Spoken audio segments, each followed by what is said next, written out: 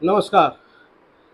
शिक्षा क्लिनिक में आपका स्वागत है। शिक्षा क्लिनिक में हम बात करते हैं कि एजुकेशन का स्टैंडर्ड क्या हो, स्टूडेंट्स कैसे प्रिपरेशंस करें, कैसे पढ़ाई करें और पेरेंट्स कैसे अपने बच्चों की परवरिश करें, कैसे उनका फ्यूचर संवारें।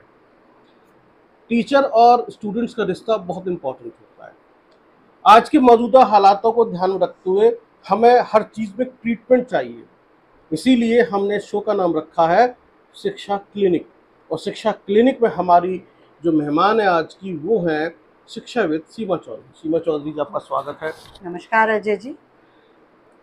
जो मौजूदा समय है और उसमें आप क्या देखती हैं, कैसे देखती हैं, दोनों चीज़ें, क्या देखती हैं, कैसे देखती हैं एजुकेशन के स्टैंडर्ड को, क्योंकि आप काफ़ी लंबे समय से शिक्षा के क्षेत्र में हैं, लगभग 20 साल आपको हो गए, कुछ स्कूलों से भी जुड़ी रही हैं बड़े बड़े।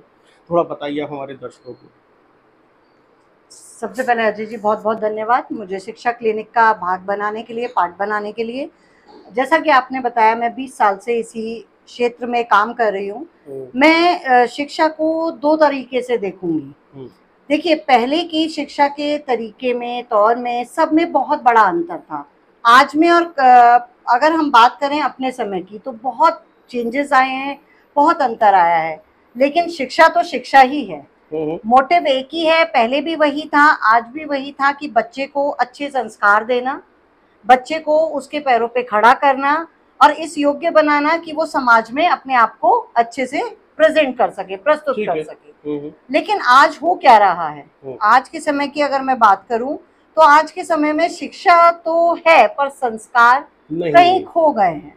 खो गए या है नहीं, दोनों चीजें है ही नहीं। वैसे अगर क्या थोड़ा तो इसमें एक सवाल इसमें उठकर आता है, जो हमारे दर्शक भी जानना समझना चाहते हैं। वो आज भी यही सोचते हैं कि हमने बच्चा स्कूल भेज दिया, वो पढ़ाएंगे भी और संस्कार भी देंगे, सब कुछ देंगे।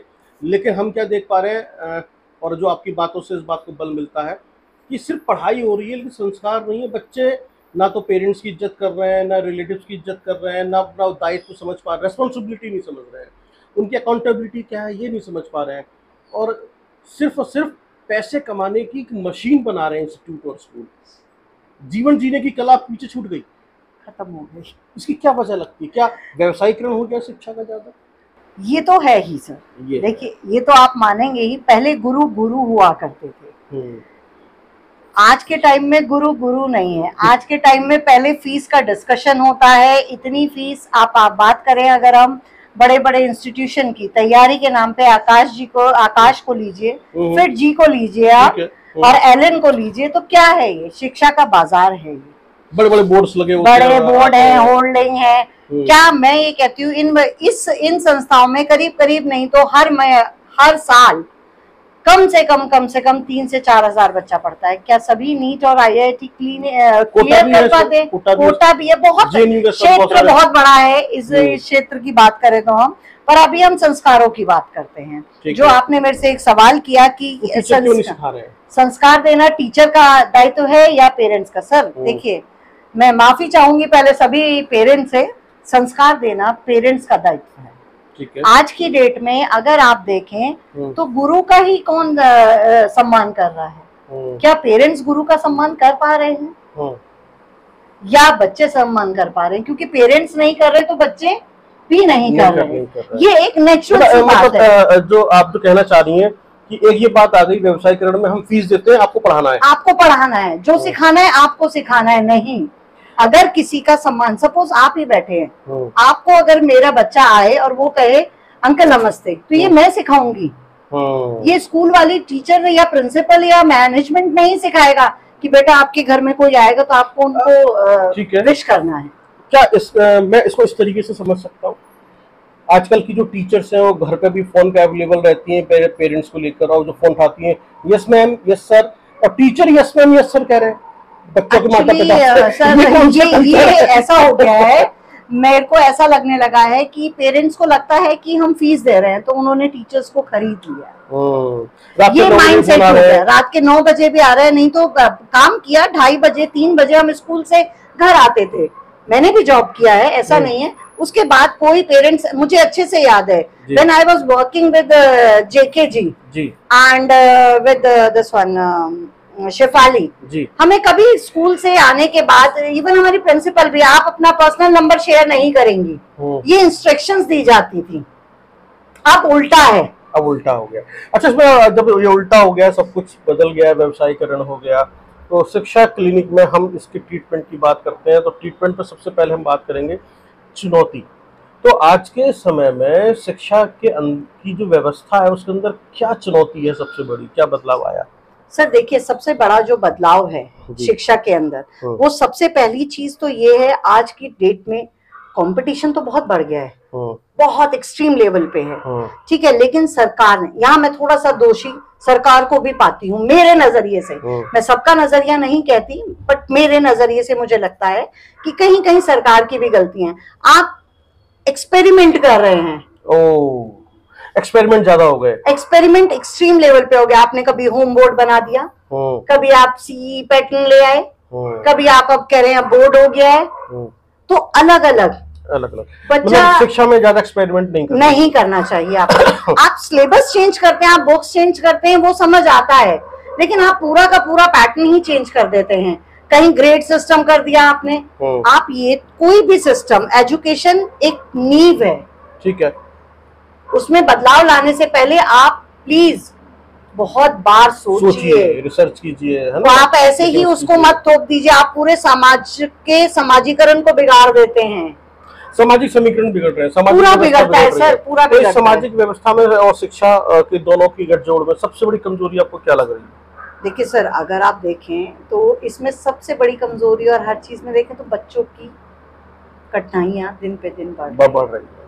बच्चा परेशान, बस्ते का बोझ बढ़ रहा है, बस्ते का बोझ नहीं, दिमागी रूप से जो बोझ बढ़ रहा है। पेरेंट्स कंपटीशन कर रहे हैं, कंपटीशन नहीं होना चाहिए, हर बच्चे का माइंडसेट अलग है। मैं हर पेरेंट से एक रिक्वेस्ट करना चाहूंगी आप ही के माध्यम से, एक बार उन्हें मोबाइल से अलग हटा करके तो देखिए। पॉसिबल नहीं है, आजकल बच्चे बिना मोबाइल के नहीं पा रहे, एग्रेसिव हो रहे हैं, लड़ रहे हैं, भाग रहे हैं। आज की डेट में स्कूल कोई छुट्टी करना चाहता ही नहीं है, उनका बच्चों का जीवन तो छिन चुका है। अच्छा, जैसे आपने कहा बच्चों का जीवन छिन गया, मैं अगले एपिसोड में आपसे जरूर बात करूंगा कैसे बचपन छिना है इसको लेकर। जैसे अभी आपने किताबों के बारे में भी कहा कि किताबें पढ़ा रहे हैं, और जीवन सीखने की जो कला है वो अब परिवारों पर आ गई, या फिर कुछ तथाकथित साधु संतों पर आ गई है, वो सिखाते हैं, बात करते हैं जीवन जीने के बारे में। इसको लेकर आपको क्या दृष्टिकोण है? क्या ये जीवन जीने की कला भी स्कूल को सिखानी चाहिए या पेरेंट्स को सिखानी चाहिए? सर देखिए, ये तो पेरेंट्स का काम है, स्कूल का है। मैं ये नहीं कहती आप पॉलिश स्कूल करेगा, हाँ। लेकिन उसमें जो कहते हैं ना, पेड़ की देखभाल, बीज तो पेरेंट्स को ही डालना पड़ेगा ना। मतलब पेरेंट्स बच्चों को समय दें, बिल्कुल वो रिक्वायर्ड है।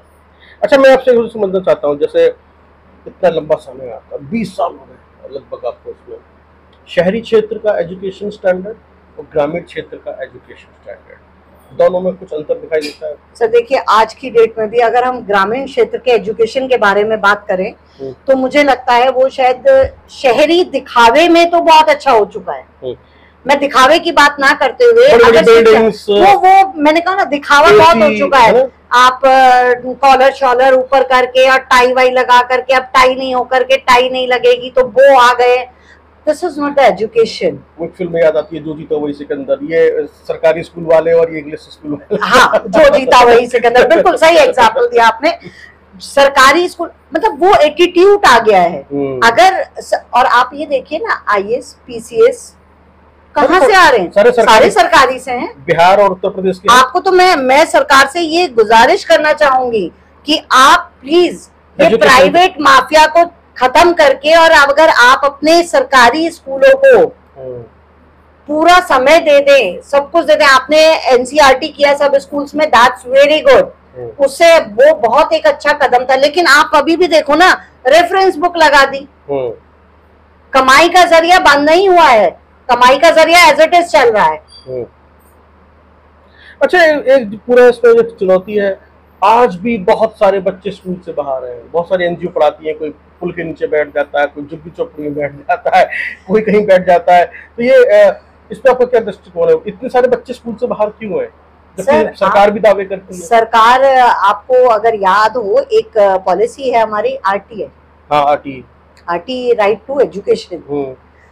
आप मेरे को किसी भी स्कूल में जाइए, आप ये देखिए, सपोज इट्स एन एग्जाम्पल, मेरा स्कूल है, मैं अगर उस स्कूल को चला रही हूँ तो आरटीए हो गया, जो काम करने वाली महिलाएं हैं, जो रिक्शा चलाने वालों के बच्चे हैं, उनको एडमिशन देना। पर ऐसा होता नहीं है, जो हमारे यहाँ ड्राइवर है उसके बच्चे को आरटीई में दिखा दिया।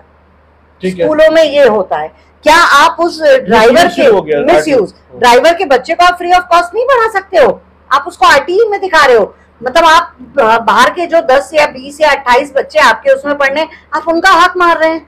ठीक है, तो इसका मिसयूज शुरू हो गया। ये कहीं कुछ नहीं है, सब ऑन पेपर दिखाई देता है, सिर्फ ऑन पेपर है सर, है ना। अब जैसे हम बात करते हैं कि सरकारी स्कूलों की, जैसे आपने जिक्र किया और प्राइवेट स्कूल माफिया का जिक्र किया, मैं थोड़ा समझना चाहता हूँ सरकारी स्कूलों की स्थिति को सुधारने के लिए क्या करना चाहिए? देखिए सर, सरकारी स्कूलों की स्थिति सुधारने के लिए, जैसे आपको मैं छोटी सी एक बात बोलूंगी, हमारे माननीय मंत्री गडकरी साहब ने रोडों को सुधारने के लिए बीड़ा उठाया, हाईवेज बनाए, तो शायद आज हम गर्व से कहते हैं कि जितना अच्छा ट्रांसपोर्ट सिस्टम हमारे यहाँ का है वो कहीं का नहीं है। हमें कहीं कहीं हाईवे पे जाकर के फील आता है that we are in foreign, हम अब्रॉड में आ गए। मैं जो समझ पा रहा हूँ, जैसे हाईवेज बने, सड़कें बनी, स्कूल बना दिए जाए, क्या बुराई है? आप, मैं ये नहीं कहती कि आप उसके लिए लीजिए मत, आप फीस चार्ज कीजिए बच्चे से, दैट्स वेरी गुड। लेकिन नॉमिनल फीस में जब बच्चा पढ़ेगा तो उसको आप एजुकेशन दे पाएंगे, एक अच्छा एनवायरनमेंट दे पाएंगे, एक इक्वालिटी आएगी, ये चीजें थोड़ा सा खत्म होंगी, तो सम्मान करने का। सरकारी स्कूलों का निजीकरण के आप खिलाफ है, लेकिन सरकारी स्कूलों को बेहतर बनाकर, बिल्कुल सुधारीकरण, और थोड़ी सी फीस बढ़ा लीजिए, लेकिन थोड़ी सी बढ़ा लीजिए, मैं उसको मना नहीं करती, क्योंकि देखिए एनजीओ है या कोई भी लोग हैं, कोई कहता है, सर मैं रियली बताऊं तो मुझे आज ऐसा लगता है कि बिना पैसे के लिए के तो कोई काम शायद हर कोई प्रेमानंद जी महाराज नहीं है, मैं नहीं कह सकती, क्योंकि तो पीछे लग रहा है, मैं बात करूंगा। हर कोई वो नहीं है कि आपको हर इंसान एक अच्छा रास्ता दिखाएगा, हर इंसान आज की डेट में मतलब के लिए चल रहा है। अच्छा, मैं आपसे एक सवाल पूछूंगा, इसी एजुकेशन से जुड़ा हुआ है जी।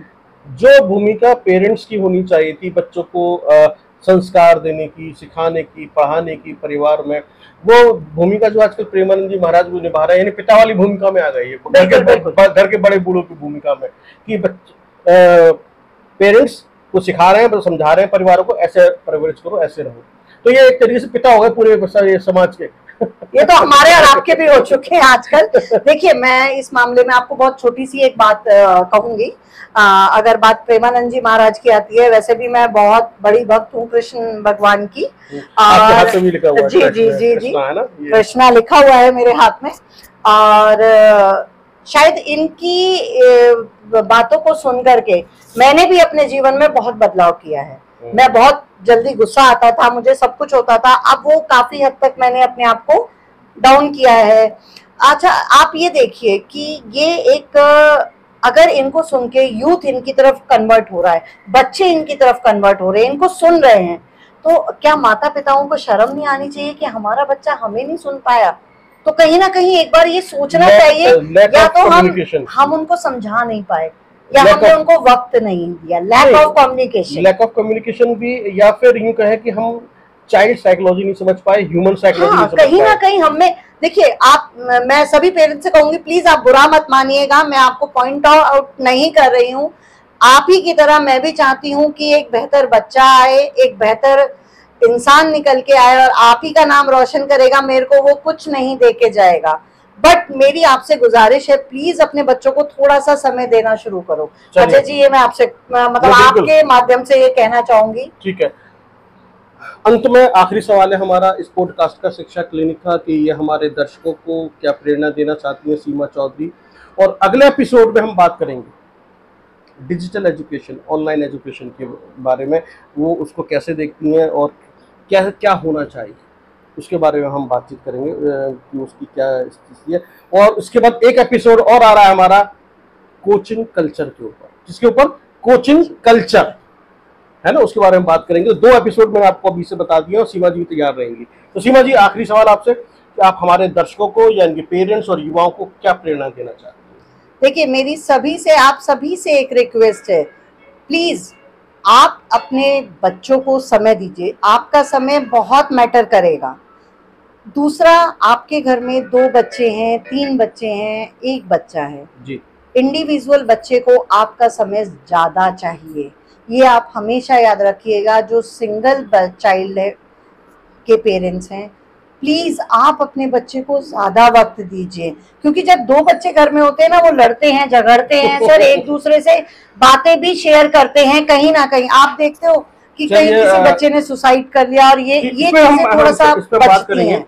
इस शिक्षा क्लिनिक में हम सभी चुनौतियों के बारे में बातचीत करेंगे जो आज सीमा चौधरी ने बताया है। एक तो कम्युनिकेशन प्रॉपर रखिए, चाइल्ड साइकोलॉजी को समझिए, और कुछ सवाल खड़े किए हैं जिसके बारे में हम बातचीत करेंगे अगले शो के अंदर। वो सवालों के जवाब ढूंढेंगे कि एजुकेशन का स्टैंडर्ड, चुनौतियाँ, कोचिंग कल्चर्स, प्राइवेट माफिया शिक्षा के अंदर, उनसे भी बातचीत करेंगे। बहुत बहुत धन्यवाद। यदि आपको हमारा वीडियो पसंद आया हो तो इसे सब्सक्राइब करें, शेयर करें और लाइक करें, और ज़्यादा से लोगों तक भेजें, जिससे कि लोग पता चले कि अच्छी शिक्षा पाने के लिए हमें क्या करना चाहिए। बहुत बहुत आप ही ऐसा कर सकते हैं, please. Thank you so much.